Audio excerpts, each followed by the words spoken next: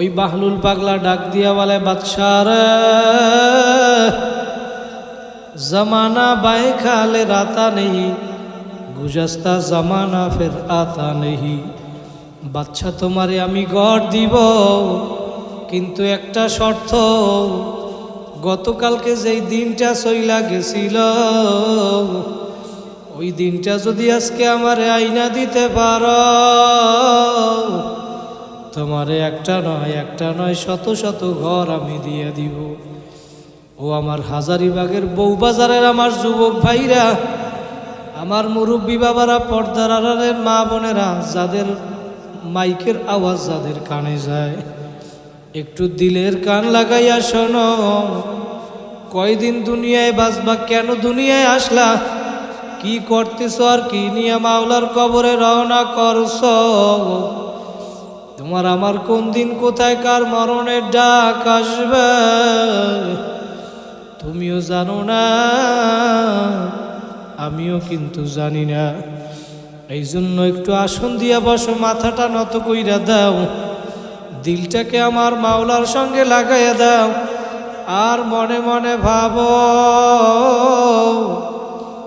এই ঢাকা শহর থেকে দৈনিক শত শত লাশ গ্রামের বাড়ি নিয়ে যায়, একবার যে চলিয়া যায় আর কোনো দিন আসবে না।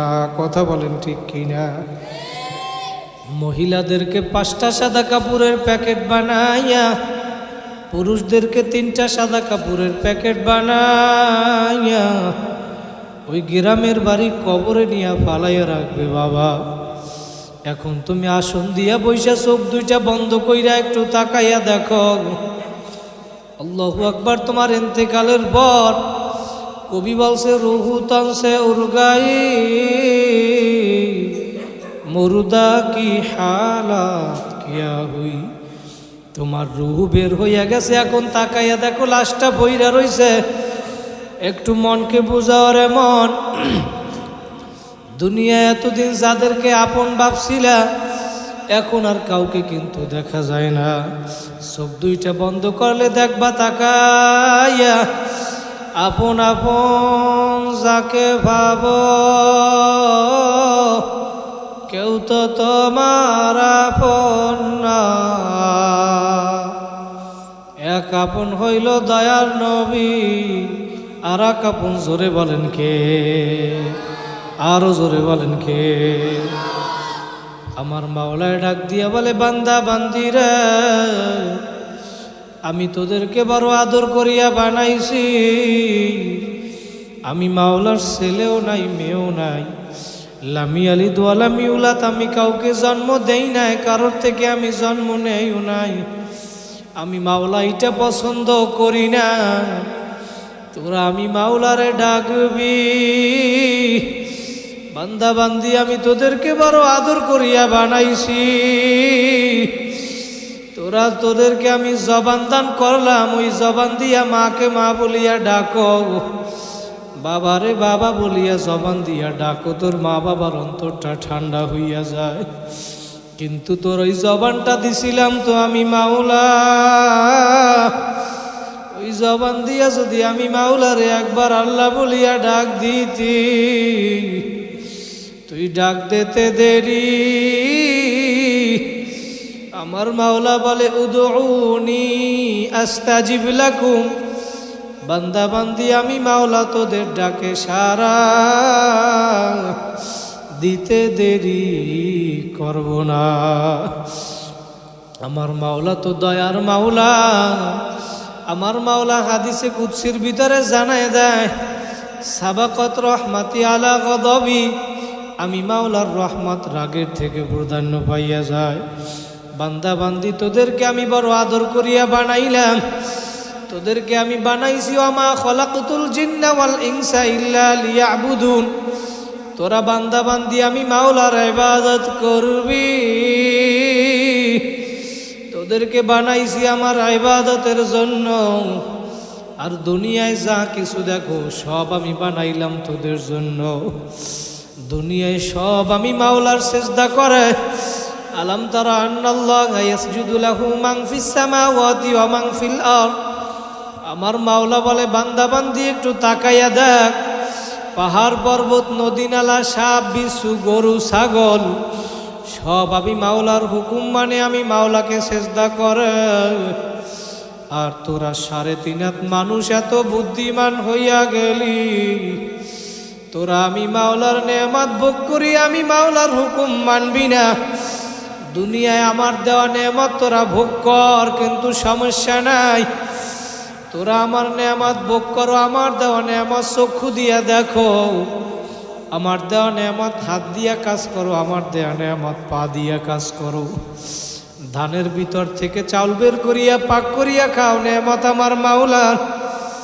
গাছের থেকে ফল পারিয়া খাও, নেয়ামত আমার মাওলার। মাছ পানির ভিতর থেকে মাছ ধরিয়া খাও, নেয়ামত আমার মাওলার।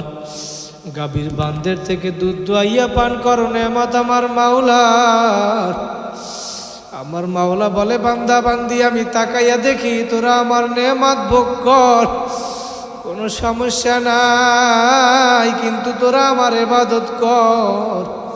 কিন্তু তোরা না না আমি মাওলা নেয়ামত ভোগ করি আমি মাওলার হুকুম মানো নাই।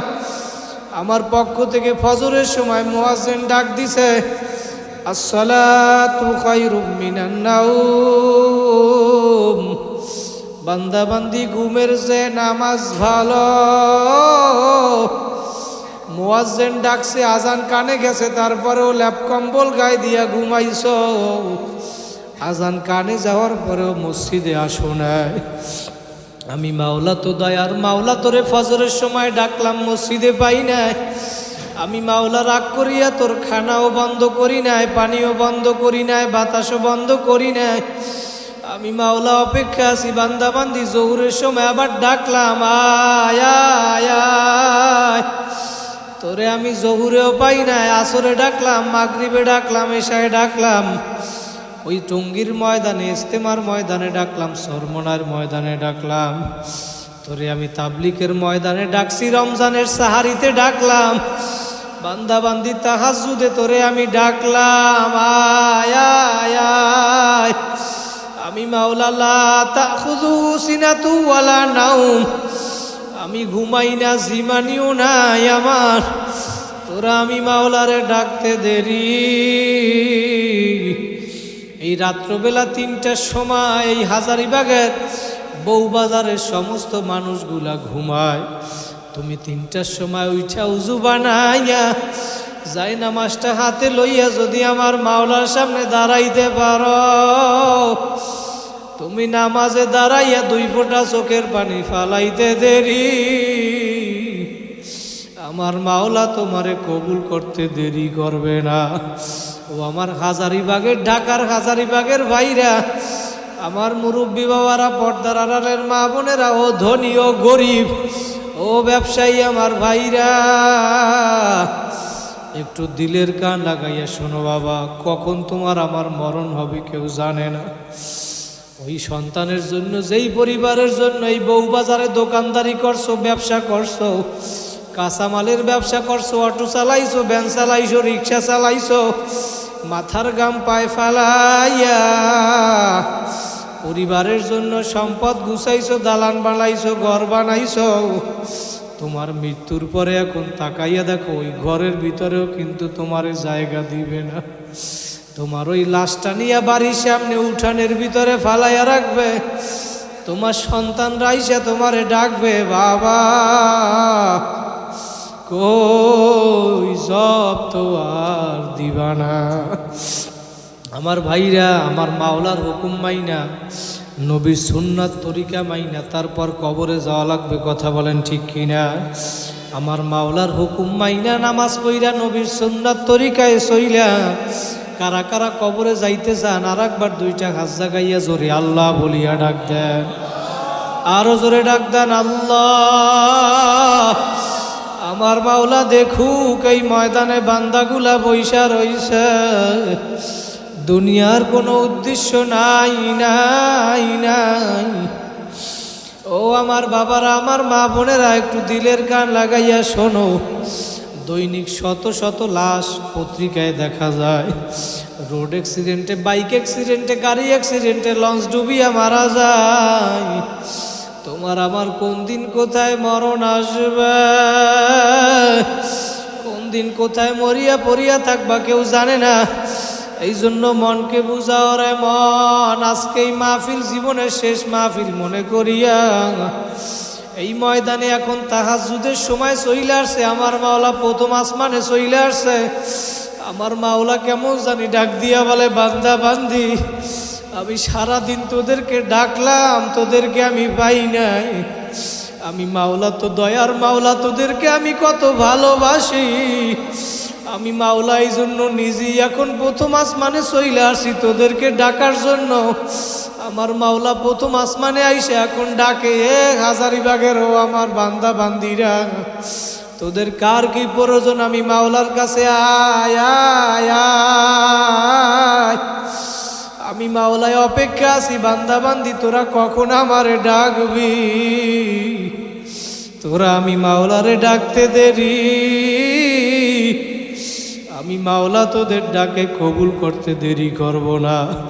ও আমার বাইরা 2 ফোঁটা চোখের পানি ফালাও, আজকেই তাহাজ্জুদের সময় যদি 2 ফোঁটা চোখের পানি ফালাইয়া আমার মাওলাকে ডাকার মতো ডাকতে পারো।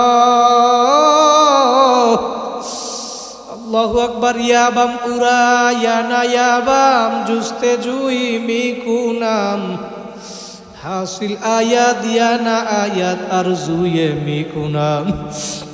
বান্দা বান্দি আমার মাওলারে ডাকার মতো ডাকতে থাকো। দুনিয়ার মানুষ আসামিরে খোঁজ করে শাস্তি দেওয়ার জন্য, আসামিকে খোঁজে শাস্তি দেওয়ার জন্য দুনিয়ার মানুষ, আর আমার মাওলা আসামিকে খুঁজে মাফ করার জন্য। দুনিয়ার মানুষ আসামিকে শাস্তি দিয়া মজা পায়, আর আমার মাওলা শাস্তি না দিয়া আমার মাওলা মাফ কইরা দিতে মজা পায়। জোরে বলেন সুবহানাল্লাহ। আমার মাওলায় অপেক্ষা আছে দিনের অপরাধীকে ক্ষমা করার জন্য। রাত্রবেলা আমার মাওলার কুদরতি ক্ষমার হাত প্রসারিত কইরা দেয়।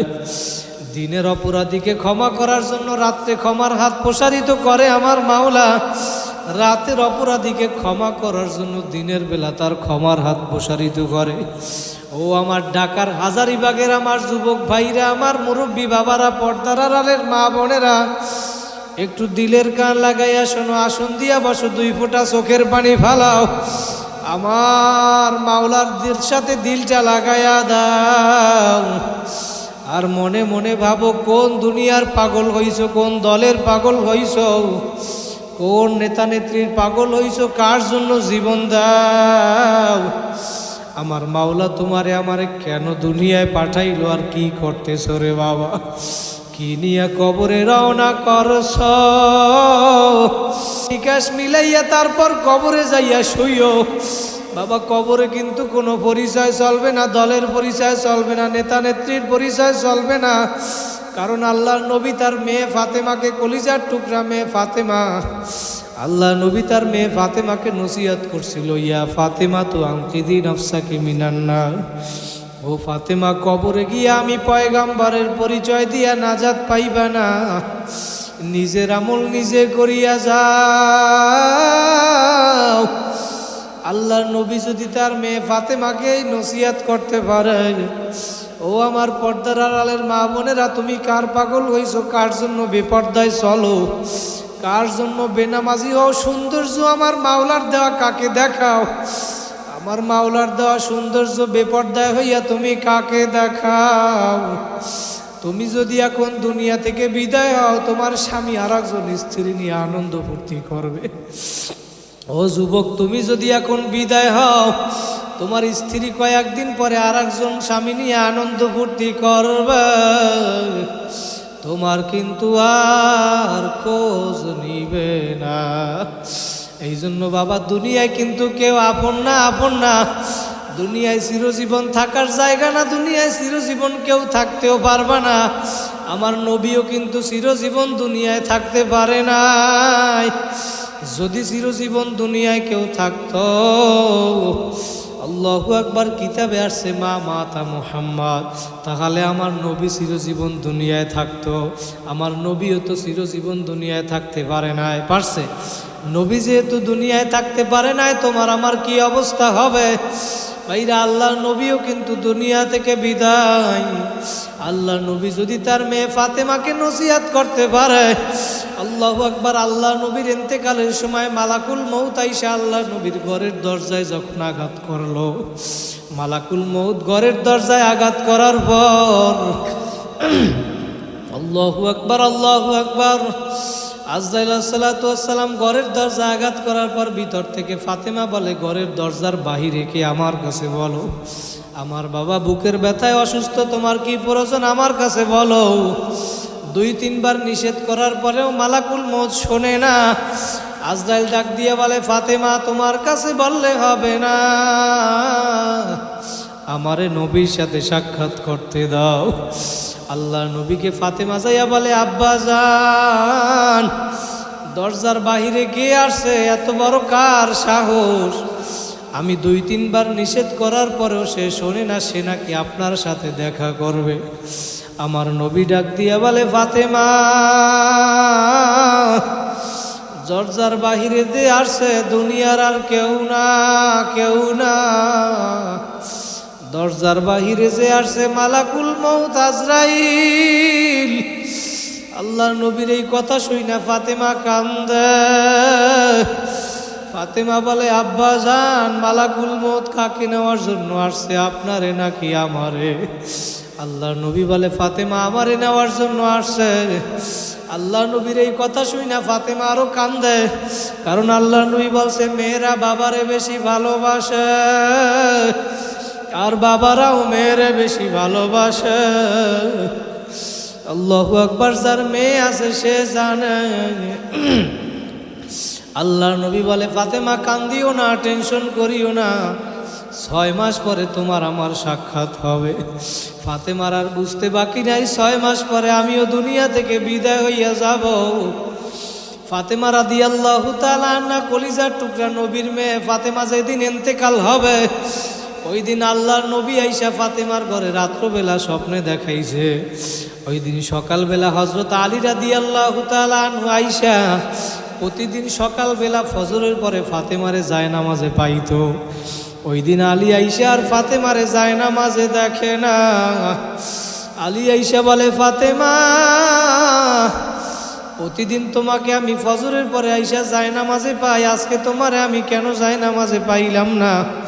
ফাতেমা ডাক দিয়া বলে, আলী রে, আমার আব্বা আজকে আমারে রাত্রবেলা স্বপ্নে দেখাইছে। আমি রাত্রবেলা স্বপ্ন দেখি আমার বাবা অন্ধকারের ভিতরে আমার ঘরের ভিতরে আইসা কি যেন খোঁজ করে।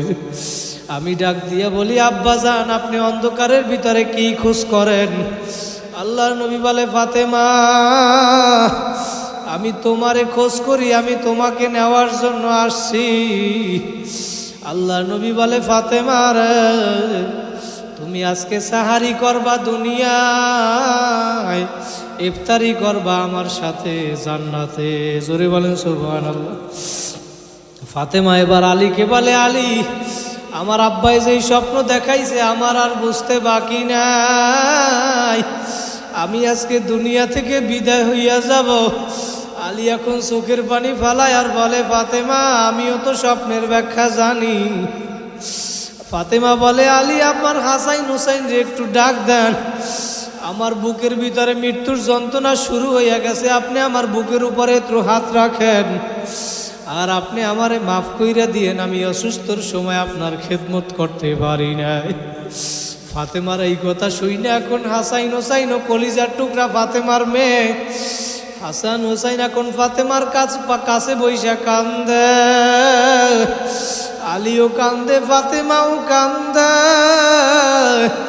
ফাতেমার মৃত্যুর যন্ত্রণা শুরু হয়ে গেছে। ডাক দিয়া বলে, আলী, আমি আপনারে কিছু ওসিয়াত করব। আমার ইন্তেকালের পর আমার হাসাইন হুসাইনের নানাও নাই, আমি মাও দুনিয়া থেকে বিদায় হইয়া যাব, কিন্তু আপনাকে আমি ওসিয়াত কইরা গেলাম, আমি ইন্তেকালের পর আপনি দ্বিতীয় বিবাহ করবেন, কোনো সমস্যা নাই, কিন্তু আমার ওসিয়ত, আপনি সপ্তাহে 7 দিন, শনিবার, রবিবার, সোমবার, মঙ্গলবার, বুধবার, বৃহস্পতিবার, শুক্রবার, এই 7 দিনের ভিতরে 6 দিন আপনি নতুন বিবির সাথে ঘুমাবেন।